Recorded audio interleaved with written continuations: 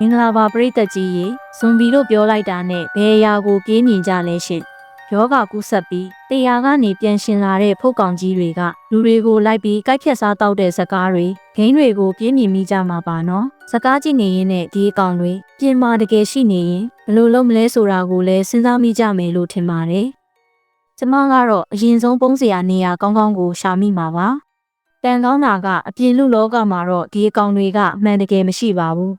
းဒါပေမဲ့တကယ်ရှိနေတဲ့လောကတစ်ခုရှိနေတယ်ဆိုရင်ကောပရိသတ်ကြီးယုံနိုင်ပါမလားရှင်ဟုတ်ပါတယ်တရိษံလောကမှာဇွန်ဘီတွေရှိနေပါတယ်ဒီနေ့တော့တရိษံလောကကဇွန်ဘီတွေအကြောင်းလေ့လာရမှာပါဒါကြောင့် subscribe ခလုတ်ကလေးကိုနှိပ်ပြီးရင်တရိษံလောကကဇွန်ဘီတွေအကြောင်းတွားရောက်လေ့လာလိုက်ရအောင်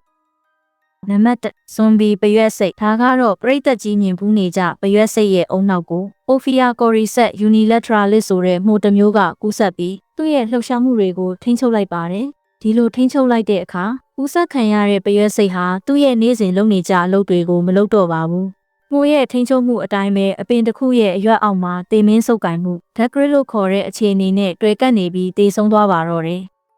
ပြီးရင်မှုဟာပရွက်စိတ်ရဲ့ခန္ဓာကိုယ်ထဲကနေပေါက်ထွက်လာပြီးမှုမျိုးအမှုန်တွေကိုပတ်ဝန်းကျင်မှာပြန့်နှံ့စေပြီးတော့အခြားပရွက်စိတ်တွေကိုပါကူးစက်စေပါတယ်မှုရဲ့ရည်ရွယ်ချက်ကသူ့ရဲ့မျိုးဆက်ပြန်ပွားဖို့ပါပရွက်စိတ်ကိုအရွက်အောက်မှာတွေ့ကပ်စေတာကမှုမျိုးအမှုန်တွေကိုလေထဲမှာပို့ပြီးထိထိရောက်ရောက်ပြန့်နှံ့နိုင်ဖို့အတွက်ပါဒီဖြစ်စဉ်ဟာတဘာဝအတိုင်းစိတ်ထိန်းချုပ်မှုခံရခြင်းရဲ့အံ့ဖွယ်ဥပမာတစ်ခုပါဒီမှုဟာပရွက်စိတ်တစ်ကောင်ရဲ့လွတ်လပ်မှုကိုအပြည့်အဝဖယ်ရှားပြီးအမိန့်ပေးသူအဖြစ်ပြောင်းလဲပစ်ခဲ့တာပ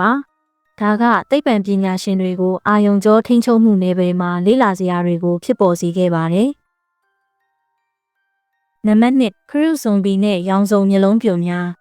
လူကိုခလိုရီဒီယန်ဆိုတဲ့ကပ်ပါပိုးတစ်မျိုးဟာခရုတွေရဲ့မျက်လုံးသားကအစိတ်ပြွန်တွေကိုကူးစက်ပြီးရောင်စုံအစင်းကြားပုံစံအစိမ်းရောင်အနီရောင်တွေကိုဖြစ်ပေါ်လာစေပါတယ်ဒီအခါမှာအစိတ်ပြွန်တွေဟာတုန်ခါလှုပ်ရှားလာပြီးခရုကဒီပြွန်တွေကိုမထိန်းချုပ်နိုင်တော့ပါဘူးဒီလိုဖြစ်လာတဲ့အခါမှာတော့အစိတ်ပြွန်တွေဟာပိုးကောင်တစ်ကောင်ကခရုမှာကပ်နေတယ်လို့ပုံပေါက်လာပါတော့တယ်ဒါကငှက်တွေရဲ့အာယုံကိုဖမ်းဆားလာပြီးခရုတွေကိုစားမိအောင်စတင်လှုပ်ဆောင်ပါတော့တယ်ခရုကိုစားမိတဲ့ငှက်တွေရဲ့ဦးထဲမှာလည်းကပ်ပါပိုးဟာမျိုးပွားပြီးမစင်နဲ့အတူပြန်ထွက်လာပြီးတော့အခြားခရုတွေကိုဆက်လက်ကူးဆက်စေပါတယ်ကပ်ပါပိုးရဲ့ရည်ရွယ်ချက်ကတော့သူ့ရဲ့ဘဝဖြစ်စဉ်ကိုဆက်လက်ထိန်းသိမ်းနိုင်ဖို့ပါခရုကိုငှက်တွေစားအောင်လုပ်ပြီးတော့ငှက်ရဲ့မစင်ကနေခြားခရုတွေစီပြန်လည်မျိုးပွားနိုင်ဖို့အတွက်ဖြစ်ပါတယ်ဒီဖြစ်စဉ်ဟာလည်းတဘာဝရဲ့လှည့်စားမှုအံ့ဖွယ်ဥပမာတစ်ခုဖြစ်ပါတယ်ခရုရဲ့မျက်လုံးသားကရောင်စုံတုန်ခါတဲ့အစိတ်ပြွန်တွေဟာပိုးကောင်တစ်ကောင်လိုပုံပေါက်လာပြီးငှက်တွေကိုဆွဲဆောင်ပါတယ်ဒါကလည်းသိပ္ပံပညာရှင်တွေကိုကပ်ပါပိုးတွေရဲ့စင်ကဲဖြစ်စဉ်နဲ့အပြုတ်မှုထိန်းချုပ်မှုကိုလေ့လာစရာဖြစ်ပေါ်စေပါတယ်နံပါတ်3ပင့်ကူဇွန်ဘီနဲ့နတ်ကျဲကောင်နတ်ကျဲကောင်မျိုးစိတ်တစ်ခုဖြစ်တဲ့အချင်နုမိုနီဒီကောင်တွေဟာပင့်ကူတွေရဲ့ခန္ဓာကိုယ်ထဲမှာအိုးပြီးသားလောင်းတွေကိုပင့်ကူရဲ့ကိုယ်တွင်းပိုင်းမှာကြီးပြင်းလာစေပါတယ်ထူးခြားတာကဒီပိုးကောင်ဟာပင့်ကူရဲ့အပြုတ်မှုကိုထိန်းချုပ်လိုက်ပါတယ်ဒီအခါမှာပင့်ကူရဲ့ပိုးအိမ်တိဆောက်ပုံကိုပြောင်းလဲသွားစေပါတယ်ပုံမှန်ဆိုရင်ပင့်ကူတွေဟာသားကောင်ဖမ်းဖို့အတွက်ရှုပ်ထွေးတဲ့ပင့်ကူအိမ်ဒီဇိုင်းကိုသာတိဆောက်ကြပေမယ့်ဥဆက်ခံရတဲ့ပင့်ကူကတော့နကြဲကောင်သားလောင်းတွေအတွက်ပုံမခိုင်ခန့်တဲ့ပိုးအိမ်တစ်မျိုးကိုတိဆောက်ပြီးမှတည်ဆုံးကြရတာပါဒီအခါမှာတော့ပင့်ကူရဲ့ကိုယ်တွင်းထဲမှာရှိတဲ့နကြဲကောင်သားပေါက်တွေဟာပင့်ကူရဲ့ကိုယ်အင်္ဂါတွေကိုစားတောက်ပြီးကြီးထွားလာပါတော့တယ်ပြီးမှပိုးအိမ်တွေကဖောက်ထွက်လာပြီးအရွယ်ရောက်ကြတာပါဒီနေရာမှာနကြဲကောင်ရဲ့ရည်ရွယ်ချက်ကတော့သူ့ရဲ့သားလောင်းတွေကိုအကာအကွယ်ပေးနိုင်ပြီးအစားအစာနဲ့ဘေးကင်းစွာကြီးထွားနိုင်ဖို့ပဲဖြစ်ပါတယ်ပင့်ကူဆောက်လုပ်ခဲ့တဲ့ထူးခြားတဲ့ပင့်ကူအိမ်ကနကြဲကောင်သားလောင်းတွေကိုရာသီဥတုနဲ့သားရဲတွေစီကနေကာကွယ်ပေးပါတယ်ပင့်ကူရဲ့ခန္ဓာကိုယ်ကလည်းသားလောင်းတွေအတွက်အစာကိုရရှိစေပါတယ်တော့ကိုလဲတဲ့နကြဲကောင်ပါပဲရှင်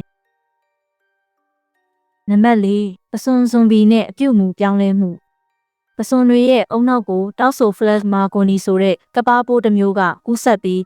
သူတို့ရဲ့အပြုတ်မှုကိုပြောင်းလဲထိန်းချုပ်နိုင်ပါတယ်ပုံမှန်ဆိုရင်ပစွန်တွေဟာငှက်တွေနဲ့အခြားသတ္တဝါတွေဖမ်းယူစားတောက်ခြင်းကရှောင်ရှားဖို့အတွက်ရေအောက်မှာပဲကူးခတ်ကြတာပါဒါပေမဲ့ကူးစက်ခံရတဲ့ပစွန်တွေကတော့ပုံမတက်ကြွလာပြီးရေပြင်းနဲ့နီးနီးမှာတက်လာကထင်ထင်ရှားရှားကူးခတ်ပါတော့တယ်ဒါကသူတို့ကိုငှက်တွေဒါမှမဟုတ်အခြားသားရဲတွေဖမ်းစားခံရဖို့ပိုလွယ်ကူစေနိုင်ပါတယ်ဒီလိုဖမ်းစားခံရဖို့အတွက်လည်းကပ်ပါပိုးကထိန်းချုပ်ထားတာပ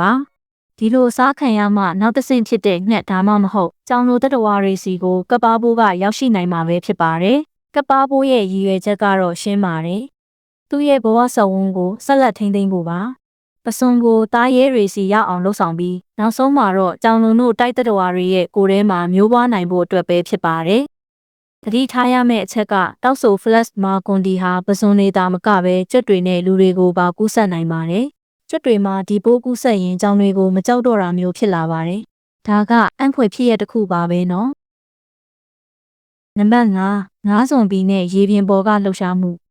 ငါးတွေဥပမာကယ်လီဖိုးနီးယားကငါးမျိုးစိတ်တချို့ရဲ့အုံနောက်ကို Eheflogit Californian စစ်လို့ခေါ်တဲ့ကပ်ပါးပိုးဟာကူးစက်ပြီးသူတို့ရဲ့ပြုမှုကိုပြောင်းလဲထိန်းချုပ်နိုင်ပါတယ်။ကူးစက်ခံရတဲ့ငါးတွေဟာရေပြင်နဲ့နီးနီးကပ်ခတ်တက်လာပြီးပုံမှန်မဟုတ်တဲ့လှုပ်ရှားမှုတွေဥပမာလှဲပတ်ကူးခတ်တာဒါမှမဟုတ်ရေပြင်ပေါ်ခုန်တက်တာတို့ကိုစတင်လှုပ်ဆောင်လာပါတော့တယ်။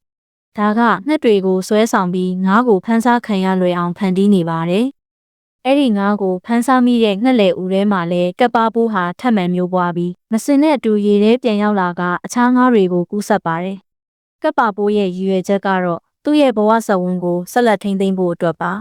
။ငါးကိုငှက်တွေစီရောက်အောင်လုပ်ပြီးငှက်ရဲ့မစင်ကနေရေထဲပြန်ရောက်လာကအခြားငါးတွေကိုကူးစက်နိုင်ဖို့အတွက်ပဲဖြစ်ပါတယ်။